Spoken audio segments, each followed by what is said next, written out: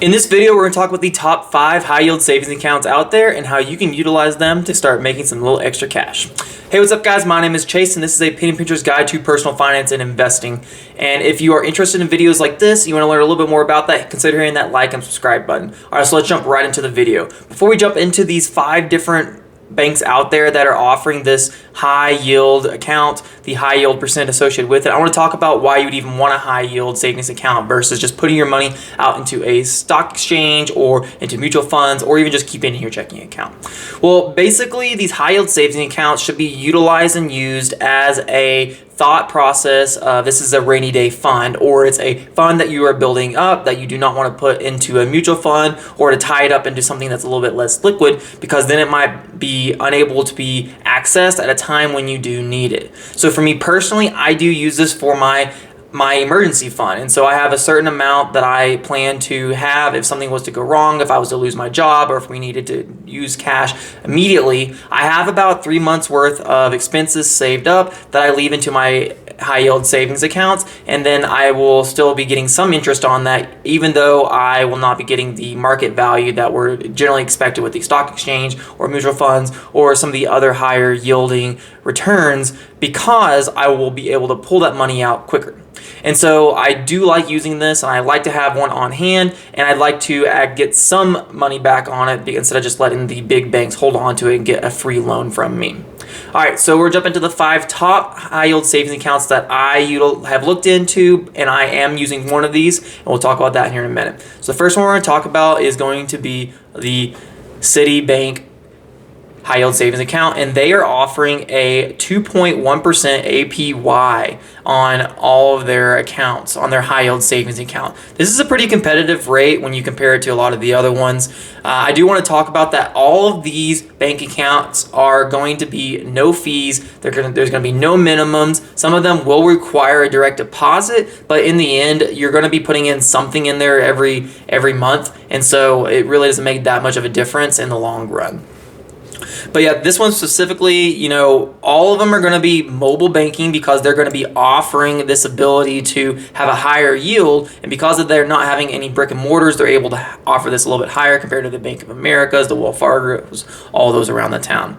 So 2.1 is from CIT Bank, which is really good. If you're not getting above a 2.0 interest rate right now for your high yield savings, then that is not good enough. So this is a pretty basic account CIT offers. It's 2.1, and then that's about it. You are FDIC insured up to $250,000, just like every one of the ones that I'm going to be talking about. And if you're not FDIC insured, then you should be insured by some form out there that's going to give you some something to look forward to if something was to go wrong, that then up to that $250,000 per depositor should be covered.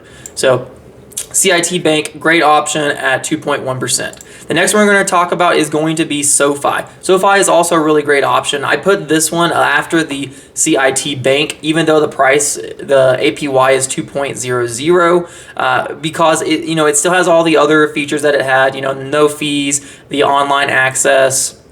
But there were a little bit more tools and perks that were associated with the SoFi. Specifically speaking, you get a 2-day early paycheck, which I think, in my opinion, is a great option. They have cash back specific to where you live, and that's 15% back. And so if you're utilizing it appropriately, you can get some, save some pennies here and there.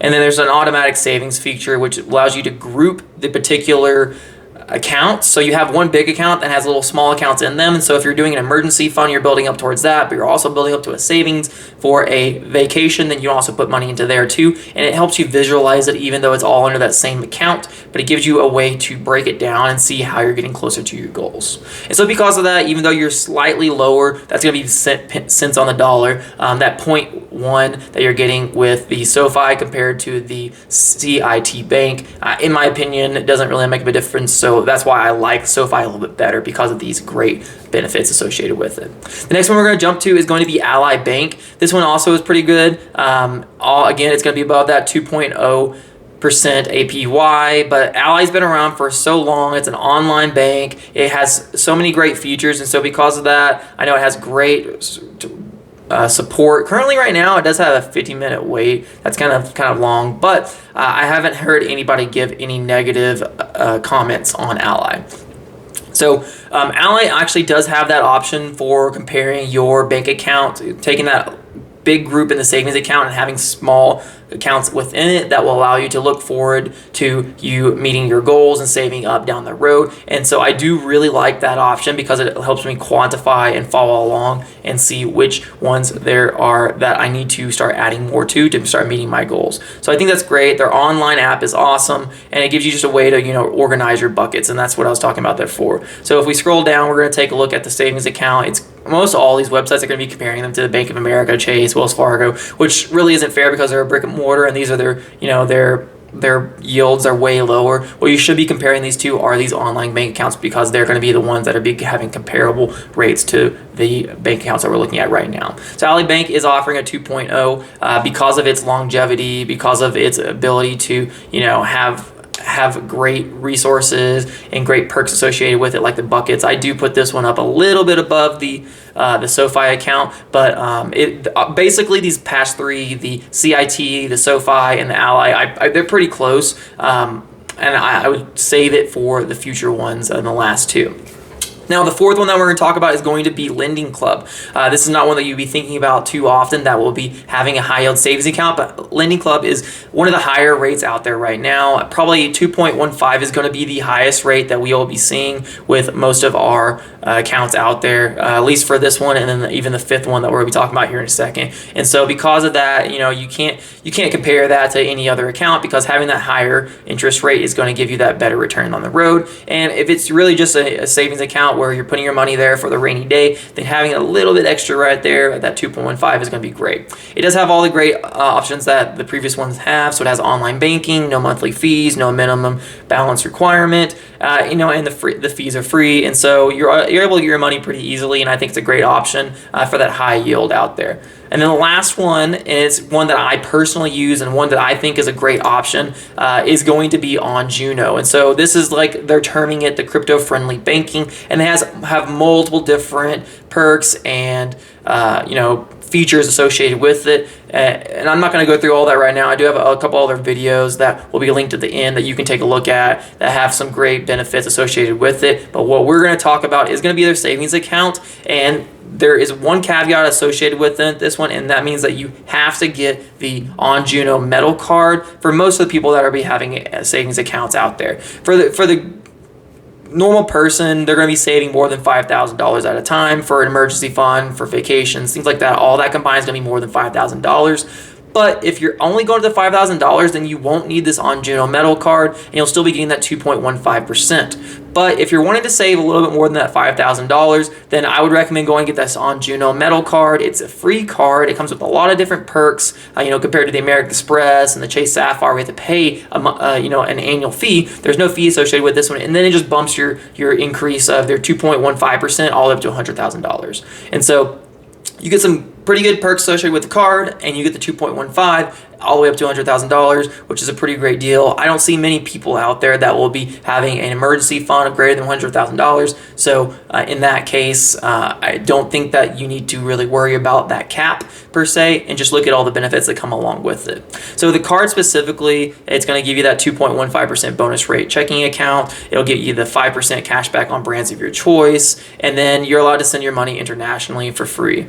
And there's a lot of different great options associated with it, but in the end, I like to utilize the On Juno account because I get the 2.15% on all of my money, and then from that is deposited into my account that I am able to utilize and take some of that and change it into cryptocurrency automatically. So I'm dollar cost averaging into Ethereum and Bitcoin automatically without having me to think, and it's happening over time. And so it makes an automated process from my paycheck down to my crypto account to my crypto paycheck, where it starts disseminating that out into some Bitcoin. And so I have some of it that is in Bitcoin, Ethereum, and then some of it stays into my cash in my account. And so I'm getting a couple different APYs associated with that.